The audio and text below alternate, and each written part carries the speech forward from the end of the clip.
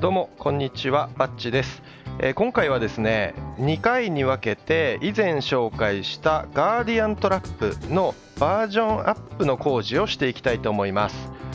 こちらが以前紹介したガーディアントラップです。この下の部分ですね。そして、2回に分けてお伝えする拡張バージョンアップですね。それを施したのがこの全体像になります。この上半分ですね、上の部分は次回いろいろ説明していくとして、今回はですね、このガーディアントラップに増設したこの装置ですね。これ実はタイマーです。ガーディアントラップを制御するタイマー装置の説明をしていきたいと思います。ガーディアントラップはこのようにそれぞれの脇ポイントから24ブロック以上間隔を空けた位置で待機します。ガーディアントラップの作り方は以前動画で紹介していますので、まだご覧になっていない方はそちらを参照してください。説明欄の方に URL を貼っておきますので、よければそちらから飛んでいただければ嬉しいです。そしてこのガーディアントラップ、実は一つ問題がありまして、湧きすぎてしまうと、ワールドが壊れるぐらい湧きすぎてしまうという問題があります。試しに撮影前に10分待機場所で放置して、ネザーの処理層へ移動した時の映像がありますのでご覧ください。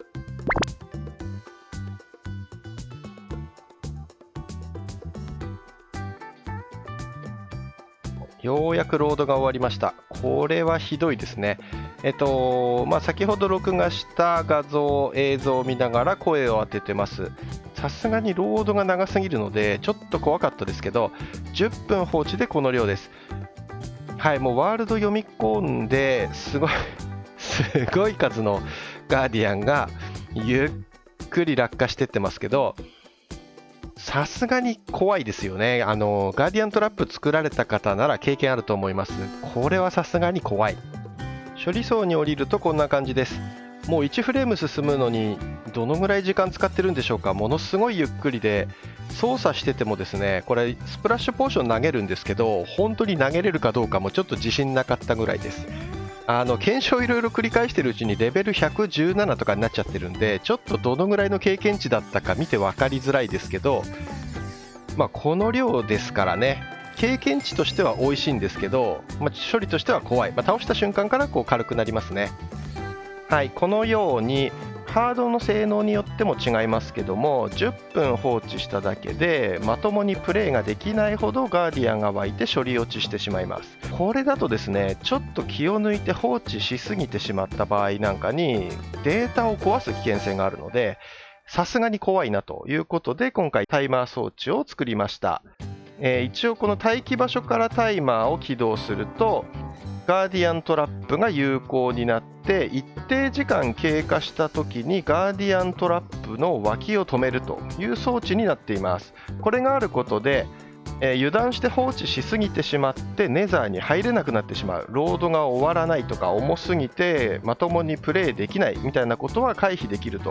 ということが可能になりますので、ぜひともですね、安全を考慮したガーディアントラップの運用をしたい方は作ってみてください。この後クリエイティブで作り方を説明していきます。で、次回これですね、この上に増設したトラップの説明をしていくんですけど、これを作る間もガーディアンが湧き続けてしまうので、正直ですね、工事中にガーディアンが湧きすぎてネザーに入れなくなってしまう、ロードが終わらなくなってしまうということも起こり得ます。なのでまず第1回目はガーディアントラップの安全装置という内容になります。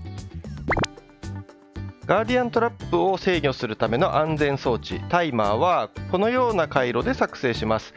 ここに2つタイマー回路を作りました。こちらの小さい方ですね、これは、私のチャンネルでも何度か紹介したことのあるホッパーを2つ向かい合わせにしたタイマーです。作り方をざっくり説明すると、まずホッパーをこのように向かい合わせに置きます。そして、1つのホッパーからコンパレーターで信号を取り出し、この信号を反転します。そして、こちらにピストンを置き、このピストンに対して信号を伝えます。そしてですね、あとは向かい合わせにもう一つピストンを置いて、ホッパーの中にアイテムを、15個入れてみましょう。そしてこちら側ですね、ピストンが伸びてない方、こちらを起動すると、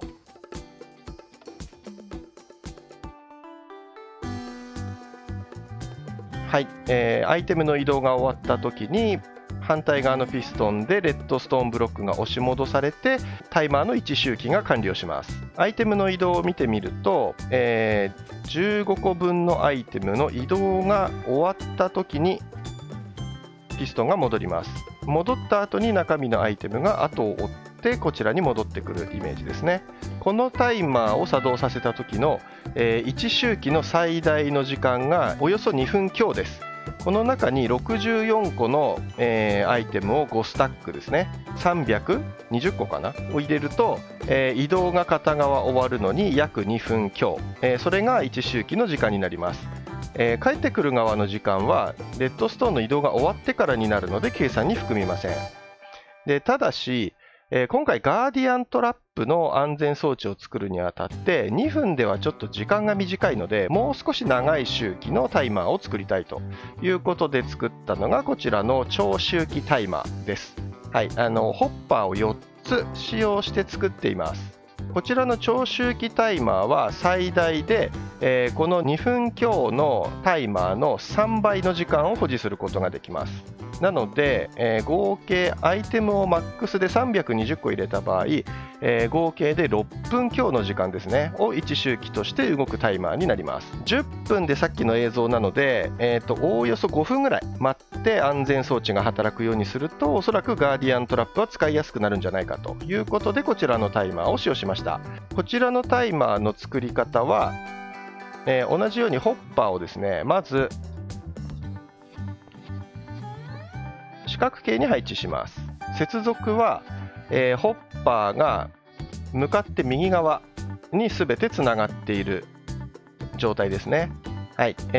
上から見るとアイテムが反時計回りに回るイメージです。そしてここにそれぞれのホッパーからコンパレーターで信号を取り出します。この位置です。そして取り出した信号をブロックで受けます。ブロックで受けた信号はレッドストーントーチで反転します。この横面につけてください。こんなイメージですね。そしてこのレッドストーンの上にもうブロックを置いていきます。はい、そしてこのブロックにホッパーに向かってピストンを4つ置いてください。でこのままだと、ループするクロック回路になってしまうので、タイマー回路にするためにこのうちの1つを壊します。はい、この状態ですね。ピストンだけ残って下の回路を削除した状態です。そしてこの空いてるところにレッドストーンを置きます。これで長周期タイマーが完成です。中にですね、試しに10個ほどアイテムを入れてみましょう。そして起動します。そうするとアイテムは移動するたびにピストンを動かしてレッドストーンを、はい、このように1周動かしてくれます。でここには回路がつながっていないのでピストンは動かずにここで1周期が停止するという作りになっています。仕組みとしてはですね、このホッパーの中身が空になった時に信号がこちらのピストンに行きます。最初に動かした時点でレッドストーンブロックは移動しているので、空になった時にこのピストンが動いてさらに向こうへ押し出す。これを、各方面から繰り返して元に戻るというイメージですね。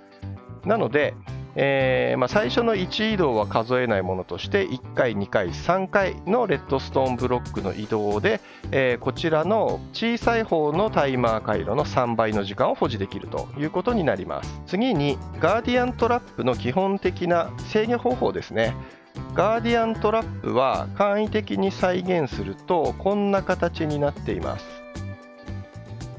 あくまで私の動画で紹介しているガーディアントラップなので、もしかしたら細部違う方がいるかもしれません。このような形でネザーゲートに接続した空間に水流を置くことで、この水流の中に湧いたガーディアンがネザーへ転送されるという作りになっています。今回はこれを制御するために水を発射装置で動かしていきます。まずですね、発射装置をこの向きに取り付けてください。そして中には水バケツですね、これを入れます。で、囲みを元に戻したら、この装置に信号を与えます。そうすると発射装置が作動して水が流れる。これがガーディアントラップがオンの状態です。そして発射装置をもう一度作動させると水は回収されてガーディアントラップがオフの状態。一応オフの状態でこの中にモンスターが湧くと困るので、松明などで湧き潰ししておいてください。ガーディアンは明るくても湧くので、この状態のままオンにして水流を流してもしっかりと稼働してくれます。そしてこのタイマーと、この発射装置ですね、これをつなぐことで、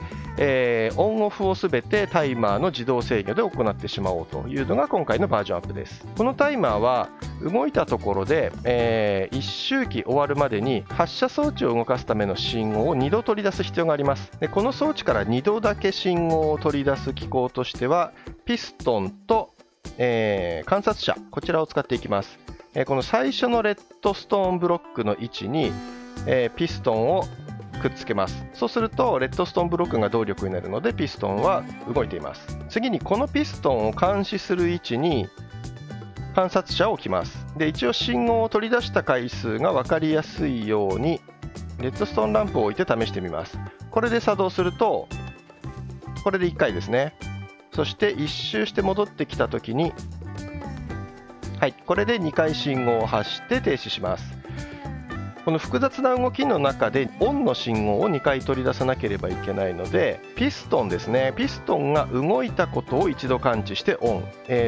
もう一度動いた時を感知してオン、これが一番シンプルだと思います。ボタンとかレバーとかオンとオフが一体になったものを監視してしまうと、それぞれ2回ずつ信号が出て無駄な信号がいってしまうので注意してください。あとはこの取り出した信号を発射装置に接続すればタイマーは完成します。今水が出ていない状態ですね。この状態で装置を作動します。そうすると最初の信号で水が出ます。そして1周期が終わると、はい、水が回収されました。この装置を使って必ず一定時間だけガーディアントラップを動かす。そうすることで湧きすぎてワールドが重くなってしまうというデメリットを解消するということになります。このタイマーで時間を制御するにはホッパーの中に入れるアイテムの数を変えてください。64個で1スタックとなるアイテムであれば何でも構いません。そして、ここにフルで満たした状態ですね、320個のアイテムがある状態だとおよそ6分強で、今回は、5分ぐらいですねで調整したいので、64個の4スタックと10個、これで約5分ほどのタイマーになるはずなので、これで試していきたいと思います。説明のために一旦ワールドをコピーしてクリエイティブにしました。こちらが先ほど説明したタイマー回路ですね。はい、先ほどと同じものです。そして、起動のためのスイッチは、信号を引っ張って上の待機場所からオンオフできるようにしてあります。オンオフの機構自体は特に変わったものではないですね。ここに信号を伝えたいので、下向きのピストンでレッドストーンブロックを押し下げて信号が伝わるようにしています。それを延長して上の待機場所にボタンを1つ設置しているという感じです。そして、取り出した信号、ここから取り出してますけども、取り出した信号は全ての脇ポイント、定点脇のポイントの、この発射装置ですね、ここに接続しています。全て反復装置で延長して全ての発射装置に接続しています。この状態でボタンを押すことでタイマーが起動して最初の発射装置のオンと、一定時間経過後の発射装置のオフを制御してくれます。再度サバイバルに戻ってきました。ここで実際に、タイマーの時間を5分に設定した装置を使ってガーディアントラップを起動してみます。はい、脇ポイントに水が流れているのが確認できますね。この状態で、タイマーがオフになってガーディアントラップが無効化されるまで待ってみます。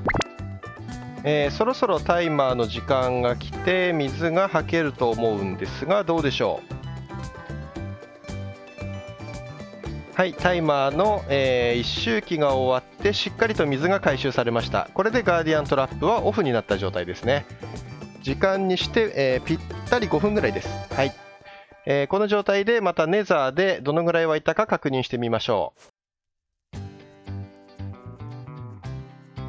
はい、ネザーにつきました。かなり処理落ちはしてますけど、さっきの10分放置と比べればかなり軽いですね。危険性を感じるような、身の危険を感じるような処理落ちではないです。沸いたガーディアンは、ちょっと処理層をピストラ化したので、ガーディアンがはみ出してこないように不透過ブロックで蓋をしてしまっていてちょっと見づらいですけども、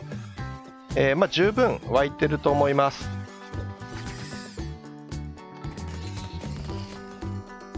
はい、いい感じですね。実際の処理落ちの具合は使っているハードの処理性能によっても変わってくると思うので、自分の環境で適した時間っていうのを見つけてみてください。ちなみに私は Xbox One でマイクラをプレイしています。この環境では5分の放置、5分タイマーであのぐらいの沸きの量です。さらに長くしてしまうとタイマーの最大時間は6分強ですけど、もっと長くするとちょっと処理落ちも怖いので、このぐらいが現実的じゃないかと思います。減らす分にはアイテムの数を減らすだけなので、お好みの時間で調整してみてください。これでガーディアントラップの周辺にいてもガーディアンが沸きすぎて危ないという危険性は回避できます。安全装置を起動しない場合は、ガーディアン自体が沸かないので、いくらここの待機場所にいてもガーディアンが沸きすぎることはありません。この状況になって初めて上に大掛かりな工事ができるので、まずはこの装置から紹介しました。次回ですね、予告としてこの上に作ったトラップを紹介していきたいと思います。ネタバレ先にしてしまうと、イカトラップ兼ドラウンドトラップです。ガーディアンは地下判定なので、この上に地表判定のトラップをくっつけることで、さらに便利にトラップを拡張しようという目的で作ってます。これは次回紹介していきたいと思います。ということで今回は沸きすぎて困るという贅沢な悩みを持ったガーディアントラップの安全装置を作ってみました。おそらくマインクラフト統合版では最強クラスの経験値トラップだと思いますので、ぜひとも皆さん便利に使いこなしてみてください。本日の動画は以上になります。よければ高評価、チャンネル登録もよろしくお願いします。では、バイバイ。